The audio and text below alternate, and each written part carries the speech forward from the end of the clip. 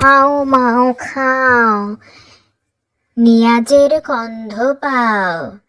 এই নিয়াজ, কেমন আছো তুমি? বলো তো নিয়াজ। আমি লালটু ভূত এসে গেছি নিয়াজ। আজকে আমি তোমাকে ধরে ধরে খাবো নিয়াজ। তুমি তোমার বাবা মাকে অনেক পচা পচা কথা বলো, ঠিক মতো খেতে চাও না। তোমার ভাই নাফিস ও আম্মুকে অনেক বেশি জ্বালাতন করো, তাই না নিয়াজ? তুমি কি জানো নিয়াজ, লালটু ভূত এখন কোথায় আছে? লালটু ভূত এখন নিউজিল্যান্ডে আছে। তোমাকে ধরে হাম হাম করে খেয়ে ফেলবে। সাবধান হয়ে যাও, সাবধান হয়ে যাও নিয়াজ, একদম সাবধান হয়ে যাও। শেষবারের মতো বলছি, একদম সাবধান হয়ে যাও। তুমি কেন তোমার বাবা মা, তোমার ভাই নাফিসকে পচা পচা কথা বলো?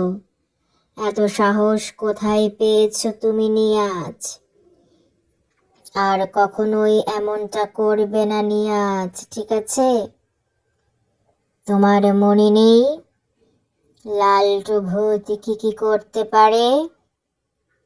লালটু ভূত ছোট ছোট বাবুদেরকে ধরে ধরে খায়। আমিও তোমাকে ধরে ধরে খাবো নিয়াজ।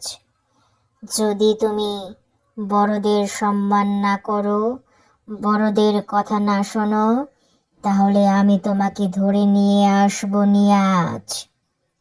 মনে রাখবে, যারা বাবা মার কথা শোনে তারাই জীবনে বড় হতে পারে নিয়াজ। তুমি কেন বেশি বেশি খাও না বলো তো?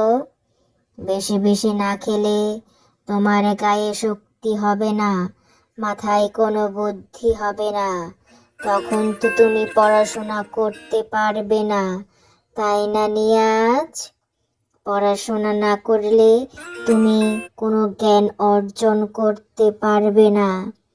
জ্ঞান অর্জন না করলে সবাই বলবে, এই ছেলেটা একদম বোকা, ওর বাবা মা ওকে কিছুই শেখায়নি। এটা শুনে তোমার বাবা মার কেমন লাগবে বলো তো নিয়াজ?